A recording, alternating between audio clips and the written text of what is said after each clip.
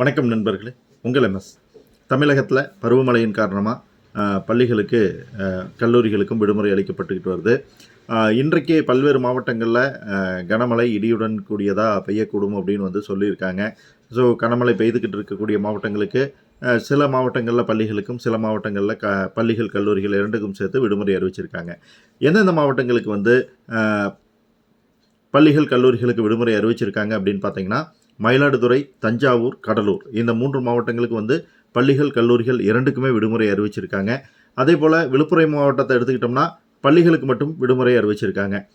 மழை இருந்த போதும் கூட பார்த்தீங்க அப்படின்னா காஞ்சிபுரம், செங்கல்பட்டு, திருவள்ளூர் மாவட்டங்களில் பள்ளி கல்லூரிகள் வழக்கம் போல் இயங்கும் அப்படின்னு சொல்லி அனௌன்ஸ் பண்ணியிருக்காங்க. அது மட்டும் இல்லாமல் உங்களுக்கு கரூர் போன்ற பகுதிகளில் இடியுடன் கூடிய மழை இருக்கும் அப்படின்னு சொல்லியிருக்காங்க, கனமழை இருக்கும் அப்படின்னு சொல்லியிருக்காங்க.